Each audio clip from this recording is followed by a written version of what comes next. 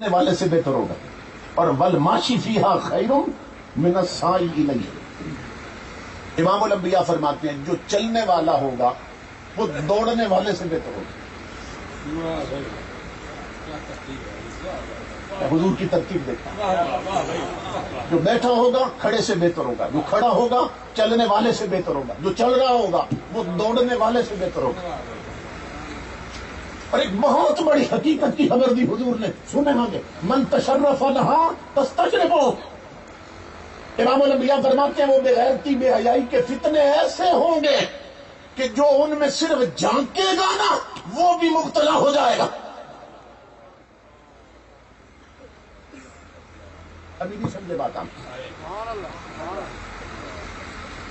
آج بہت سے لوگ ہیں کہتے ہیں کہ ہم بوڑھے لوگ کہتے ہیں ہم ٹی وی نہیں دیکھتے ہیں، نہ فلمیں دیکھتے ہیں نہ ڈرامے دیکھتے ہیں۔ اچھا کیا دیکھتے ہیں؟ ہم تو صرف خبریں سنتے ہیں، ہم صرف خبریں سنتے ہیں۔ تو جو خبریں دے رہی ہے اس کے سر پہ تو بچہ نہیں دے، اس کی تو گلے میں بھی تو بچہ نہیں ہے، وہ تو چھاتیاں دکھا رہی ہے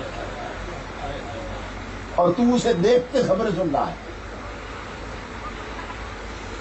یہ امام الانبیاء کی اس امت کی بیٹی ہے جو اپنے گھر کی چار دیواری میں وہ مصلی پہ بیٹھ کر اونچی آواز میں رب کا قرآن نہیں پڑھ سکتی، چھاتیاں دکھا کر خبریں کیسے پڑھ سکتی ہے؟ افسوس تو یہ ہے، اور وہ تو تنخواہ لے کر گناہ کر رہی ہے، تو کس برتے پہ گناہگار ہو رہا ہے؟ اور بزم خیش تو کہتا ہے میں نہ فلمیں دیکھتا ہوں نہ ڈرامے دیکھتا ہوں، میں صرف خبریں سنتا ہوں۔ اور خبریں سنانے والی تو یہ بیڈمنٹن کے میچ بھی دکھا رہی ہے، انڈر ویئر پہنے بچپن میں، غیر ملکوں کی، پوری دنیا گلوبل ولیج بن چکی ہے، غیر ملکوں کی گیمیں تجھے دکھا رہی ہے وہ، اور تو خوش ہے میں تو ٹی وی نہیں دیکھتا ہوں، میں تو فلمیں نہیں دیکھتا ہوں، میں تو صرف خبریں سنتا ہوں۔ تمہارے میرے نبی فرماتے ہیں ایسے فتنے ہوں گے من تشرف لہا تستشرفو، جو ان میں جھانکے گا وہ بھی مبتلا ہو جائے گا۔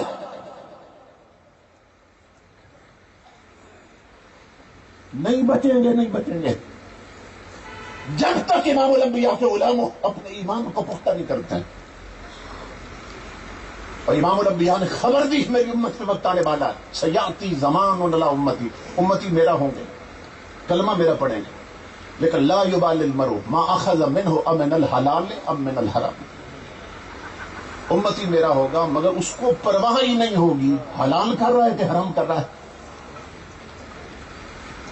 جائز دیکھ رہا ہے یا ناجائز دیکھ رہا ہے، حلال سن رہا ہے یا حرام سن رہا ہے، امتی میرے ہوں گے مگر پرواہ ہی نہیں ہوگی۔ اور آج ہم فتنوں کے ایسے ہی دور میں ہیں،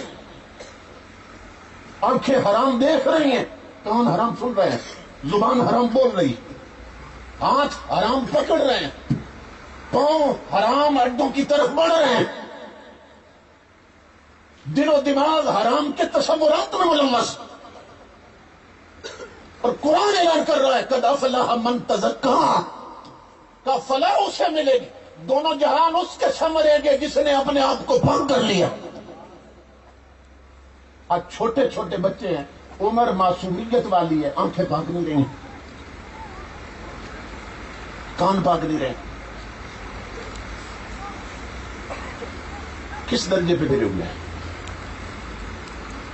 امام الانبیاء نے فرمایا میری امت پہ ایک وقت آنے والا ہے پرواہ ہی نہیں ہوگی حلال ہو رہا ہے کہ حرام، کیوں؟ اس لیے کہ ہم طبیعت پہ چلتے ہیں، حضور کی شریعت پہ نہیں چلتے ہیں، ہماری میجارٹی طبیعت پہ چلتی ہے، حضور کی شریعت پہ نہیں چلتی۔ اور امام الانبیاء کے غلام ہوں، اس پر میں دلیلیں دے رہا ہوں، 3 دلیلیں دیتا ہوں اس پر کہ ہم طبیعت پہ کیسے چل رہے ہیں۔ آپ کے علاقے میں کوئی حرام خور افسر مشہور ہے نا، جو رشوت کے بغیر کام نہیں کرتا، آپ جانتے ہیں حرام کھاتا ہے، حرام پیتا ہے، آپ اس کے پاس خنزیر کا گوشت بھون کر لے جاؤں، اسے کہیں یہ دیسی گھی میں پکایا مگر ہے خنزیر کا گوشت، اسے کھاؤ،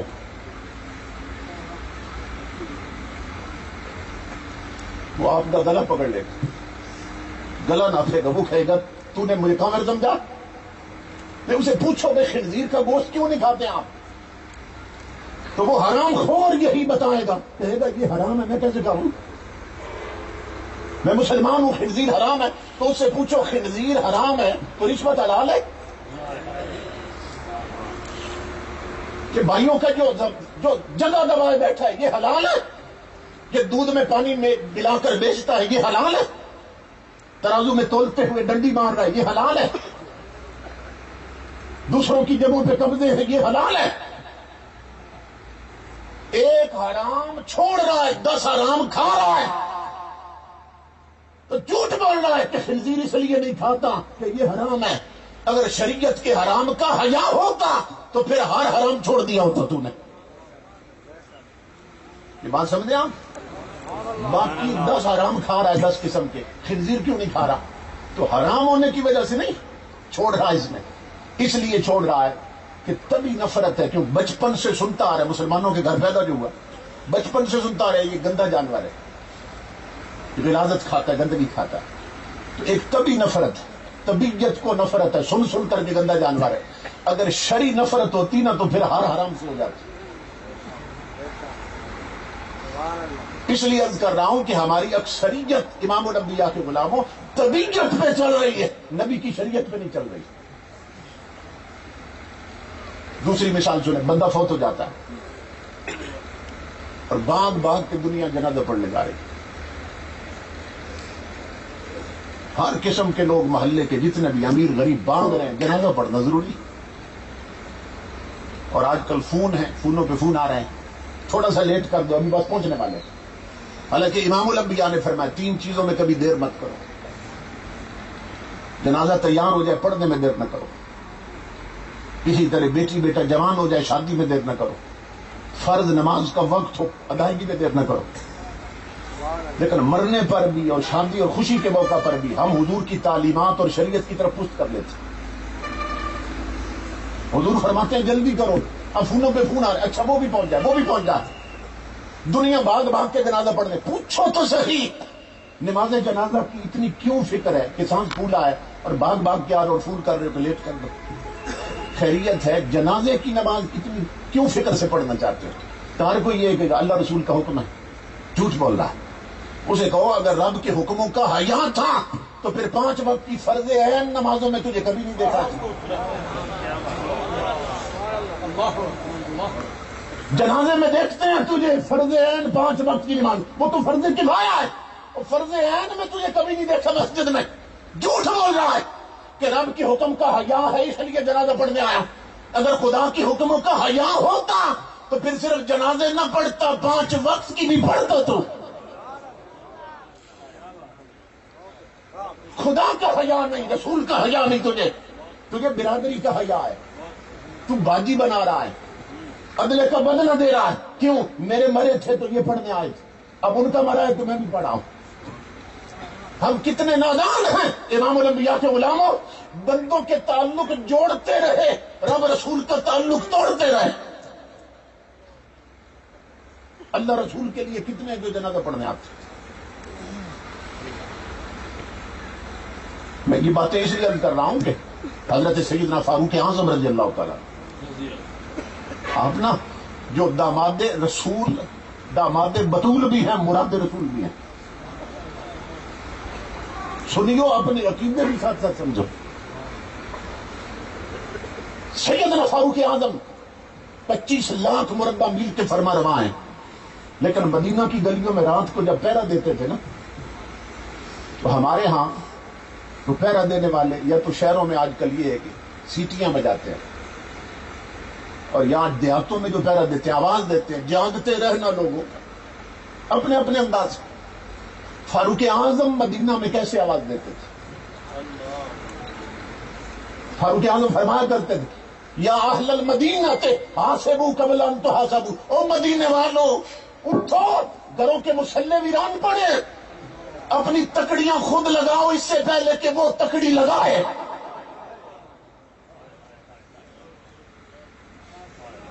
ایسا حکمران چاہیے، ایسا حکمران چاہیے جو ضمیر جگا دے، جو ایمان کو جلا بخشے۔ اے مدینے والو تم سو رہے ہو، گھر کے مسلح ویران ہیں، اٹھو، اپنے حساب خود کر لو، اس سے پہلے کہ وہ حساب شروع کرے. امام الانبیاء کے علماء ہمیں اپنا حساب لینا ہے کہ ہمارے عملوں میں خلوص کتنا، کیا ہماری نیکیاں اس لائق ہے کہ اللہ قبول کر لے.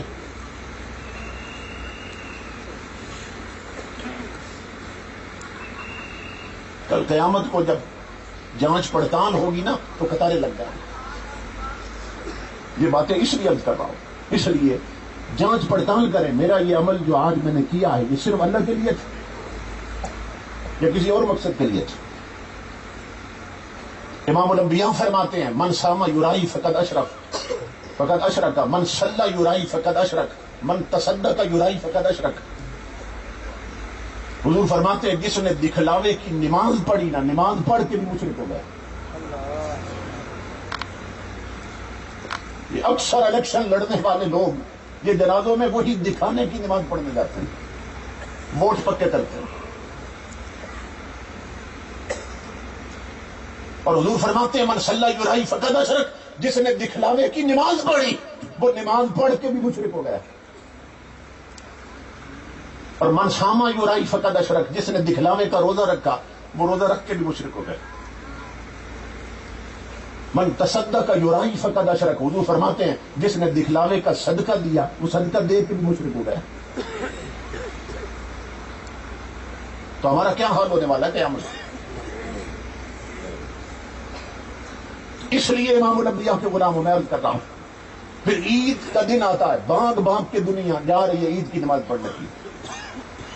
وہ جو کبھی جمعے میں نظر نہیں آئے، کبھی نمازوں میں نظر نہیں آئے، 5 وقت کی نمازوں، عید میں نظر آتے، عید پڑھ جائے. بھائی کیوں پڑھنے آئے ہو؟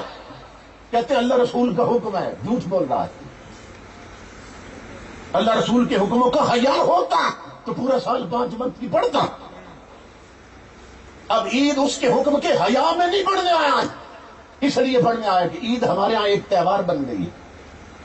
جیسے دیگر قوموں کے تہوار ہے، وہ تہوار کی شکل میں اس کو منانے آیا ہے. بھائی اتنی سی بات. یہ تجزیہ ہے امام الانبیاء کے خلاف. اس لیے اپنے آپ کو تاجدار کائنات کے قدموں میں گرا دو. جنت حضور سلطان العارفین کے پڑوس میں رہتے ہیں آپ لوگ. سلطان باہو نے ایک تکڑی دی ہے اور جوس نکال کے رکھ دیا. آپ فرماتے ہیں طالب الدنیا، طالب الدنیا مؤنث وطالب العقبہ مخنث وطالب المولا مذکر. حضرت سلطان باہو فرماتے ہیں، کہتے ہیں جو نمازیں پڑھتا ہے نا، نیکی کرتا ہے دنیا کے لیے، وہ مرد نہیں، وہ ہجڑا ہے، عورت. جو دنیا کی طلب میں کرتا ہے نیکی، ووٹ بنانے کے لیے، لوگوں کو خوش کرنے کے لیے، برادری کے تعلق پکے کرنے کے لیے، جو اس طرح جنازے پڑھتا ہے دنیا داری کے لیے، فرمایا وہ مرد نہیں، عورت. اور سلطان العارفین فرماتے ہیں جو جنت کے لیے، حوروں کے لیے سجدے کرتا ہے وہ بھی مرد نہیں، وہ ہجڑا ہے. تو سلطان باہو سے پوچھا گیا پھر مرد کون؟ فرمایا طالب المولا مذکر. اس کی ذات کے لیے، رضا کے لیے جھکنے والا وہ مرد ہے. مرد وہ ہے جو صرف اس کے لیے کہ میں سجدہ اس لیے کروں کہ وہ خوش ہوتا ہے جس نے مجھے پیدا کیا. میں بندگی اس لیے کروں کہ بندگی اس کا حق ہے. سروری زیبا فقط اس ذات بے ہم تک ہے. اقبال نے کہا صرف اس کی رضا کے لیے. آپ دیکھ لیں کہ ہمارے کتنے سجدے ہیں، کتنی نیکی ہیں زندگی کی جو صرف اس کے لیے.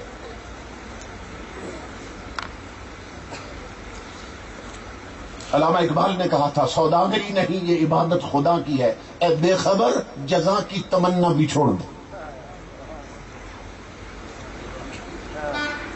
حضرت نظام الدین دہلوی محبوب الہی فرمایا کرتے تھے، آپ فرمایا کرتے تھے مجھے اللہ کی عزت کی قسم ہے لوگوں، دھوتی باندھتے تھے نا، دھوتی باندھ، فرماتے تھے میں اپنی دھوتی حوروں پہ بھی نہیں کھولوں گا.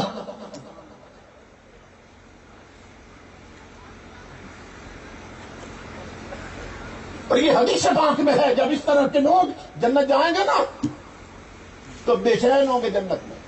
اللہ فرمائے گا میرے بندو کیا میری جنت میں کوئی کمی رہ گئی؟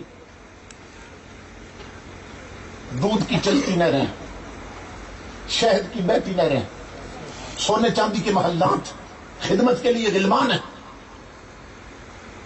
اور حوریں ہیں ایک سے ایک بڑھ کر، میری جنت میں کوئی کمی ہے؟ کیوں بے چین ہو؟ تو وہ عرض کریں گے مولا ہمیں حوریں نہ دکھا، جس کے لیے سجدے کیے تھے وہ ذات جب تک پردہ نہ ہٹائے ہم راضی نہیں ہوں گے۔ خود سامنے آ، خود سامنے آ، کیونکہ حوروں کے لیے نہیں جھکے تھے، تیرے لیے جھکے تھے۔ ہمیں جنت میں حوریں نہیں چاہیے، دیدار خدا چاہیے۔ بندگی کو بھی یہ رخ دینا چاہیے۔ امام الانبیاء کے غلاموں، آج دیکھ لیں ہماری صورتحال کیا ہو چکی۔ تو حضور نے فرمایا میری امت کا وقت آئے گا کہ پرواہ ہی نہیں ہوگی حلال کر رہے ہیں کہ حرام کر رہے ہیں۔ آج صورتحال یہ ہے، اور کبھی صورتحال یہ تھی کہ جب مسلمان اللہ کا خوف رکھتے ہیں نا اور شریعت کے سانچے میں ڈل جاتے ہیں، پھر ان کے کردار کے اثرات جو ہیں وہ ارد گرد کے ماحول کے بھی پڑتے ہیں، دوسری چیزوں پر بھی وہ اثر ہونے لگ جاتے ہیں۔ ایک بزرگ فرماتے ہیں کہ یہ میرا پیشہ بھی تھا کہ میں قلم دوات کے ساتھ میں پورے ایک سال میں پورا قرآن پاک لکھ دیتا تھا۔ خطاط تھے، ٹیلی گرافر تھے، اس دور میں یہ پرنٹنگ اور پریس کا نظام نہیں تھا، تو ہاتھوں سے لوگ قرآن لکھتے تھے اور پھر پڑھنے والے ان سے خرید لیتے تھے، انہیں مزدوری دے دیتے تھے لکھنے کی۔ تو وہ بزرگ فرماتے ہیں کہ میں پورے ایک سال میں نا ہمت کر کے پورا ایک قرآن لکھ دیتا تھا ہاتھوں سے، اور 60 سالوں میں میں نے 60 قرآن لکھے اپنے ہاتھوں سے۔ کانا گھڑتے ہیں نا، قلم بناتے ہیں، پھر دوات اس سے لکھتے تھے۔ سننا غور سے، آپ فرماتے ہیں کہ قلم دوات سے جب لکھا جائے نا کاغذ پہ یا تختیوں پہ، جب ہم لکھتے تھے پرانے وقتوں میں، جو ہم ابھی زیادہ دور دور نہیں ہے، جب ہم تختیوں پہ لکھتے تھے قلم دوات کے ساتھ، تو کچھ لفظ بھیگے رہ جاتے، پھر ان پر نا ریت ڈالتے تھے یا مٹی ڈالتے تھے تاکہ جلدی خشک ہو جائے۔ اسی طرح کاپیوں پہ لکھیں کاغذ پہ، تو پھر وہ کچھ بعض دفعہ زیادہ سیاہی لگ جاتی ہے، روشنائی، تو گیلے رہتے ہیں لفظ۔ تو وہ فرماتے ہیں کہ میں 60 سال تک لکھتا رہا قرآن پاک، لیکن عجیب بات سنیے، قرآن پاک کی ایک آیت کا کچھ حصہ ہے، پوری آیت بھی نہیں ہے، کچھ حصہ ہے، اس میں اللہ نے حکم دیا ہے لا تقربوا مال الیتیم۔ بندوں کو حکم دیا، حضور کی امت کو، غلاموں کو، کہ اے میرے بندو، میرے محبوب کی امتیو، حرام کے قریب نہیں جانا ہے، یعنی یتیم کے مال کے قریب نہیں جانا، کھانا تو دور کی بات، اس کے قریب بھی نہیں۔ لا تقربوا مال الیتیم، یتیم کے مال کے قریب نہیں جانا۔ ان لفظوں میں اللہ نے یہ حکم دیا۔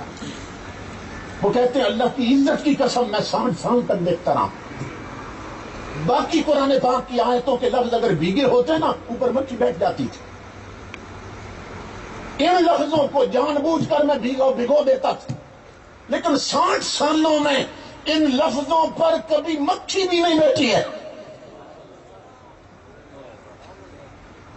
کہ جن قرآن کے لفظوں میں حکم تھا یتیم کے مال کے قریب نہیں جانا ہے، ان بھیگے لفظوں پر کبھی مکھی بھی نہیں بیٹھی۔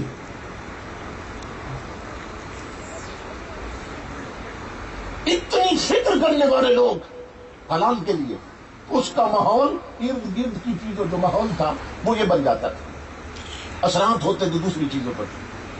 دور نہ جائیے امام الانبیاء کے غلاموں، یہ ہمارے پاس انڈیا ہے، انڈیا میں ایک حضرت شاہ سراج الحق چشتی صابری گزرے رحمت اللہ تعالی، یہ اسی پارٹیشن سے پہلے کی بات، انگریز کا دور تھا، اور یہ وہ ہستی ہے جن کی بات بتا رہا ہوں کہ ان کا جنازہ محدث اعظم پاکستان مولانا سردار احمد لائل پوری نے پڑھایا رحمت اللہ تعالی علیہ۔ یہ محکمہ مال میں آفیسر تھے، انگریز کا دور تھا، لیکن آپ جانتے ہیں کہ جو افسر حرام نہ کھائے نا، جو نیچے ماتحت ہوتے ہیں وہ بھی اس سے تنگ ہوتے ہیں کہ نہ حرام کھاتا ہے نہ ہمیں کھانے دیتا ہے۔ تو سب کی کوشش تھی کہ یا یہ ٹرانسفر ہو جائیں یا کوئی الزام لگائیں اور انہیں گھر بھیج دیں۔ تو کسی نے ان کے خلاف کیس کر دیا انگریز کی عدالت میں کہ یہ جو سراج الحق چشتی صاحب ہیں انہوں نے مال میں گڑبڑ کی ہے، فراڈ کیا ہے، مال کھایا ہے انہوں نے. عدالت سے آپ کو بلاوا آ گیا. امام الانبیاء کے سچے غلاموں کا کردار کیسا ہوتا ہے سننا غور سے. جج انگریز تھا، وکیل ہندو اور انگریز کھڑے ہوئے تھے. اس وقت جاتے تھے عدالت میں، کوئی خچر پہ چلا جاتا تھا، کوئی اونٹ پہ، کوئی گھوڑے پہ چلا جاتا تھا، گھوڑی پہ چلا جاتا تھا. تو یہ موٹر سائیکل اور گاڑیاں تو تھی نہیں، تو وہ نہ اپنی گھوڑی پہ گئے تھے عدالت میں. گھوڑی کو باہر باندھ دیا انہوں نے، اندر پہنچے. تو جو انگریز تھا اس نے کہا شاہ سراج الحق چشتی آپ ہیں؟ فرمایا میں ہوں. کہا تجھ پہ کیس کیا گیا ہے کہ تو نے مال میں فراڈ کیا اور مال کھایا تو نے محکمہ مال سے. تو اپنی صفائی میں اگر کوئی گواہ پیش کر سکتے تو کرو. امام الانبیاء کے غلام حضرت شاہ سراج الحق چشتی نے فرمایا انگریز سے، فرمایا جج صاحب اپنی صفائی میں پیش کروں یا میری صفائی میری گھوڑی پیش کرے؟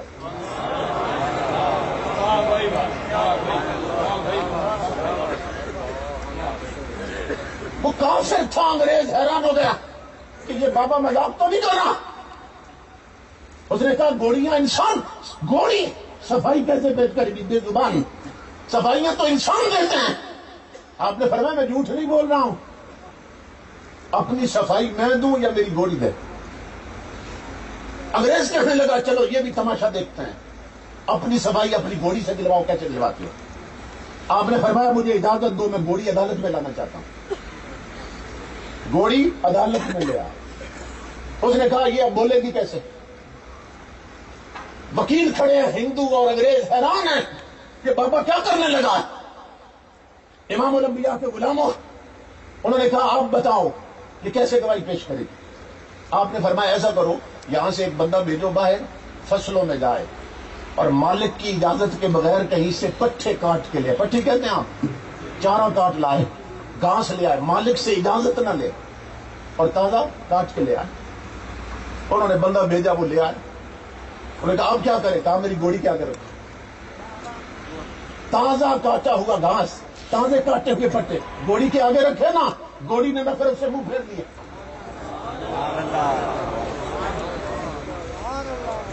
انگریز جج حیران، تازہ کاٹا ہوا چارہ گھوڑی نہیں کھا رہی ہے.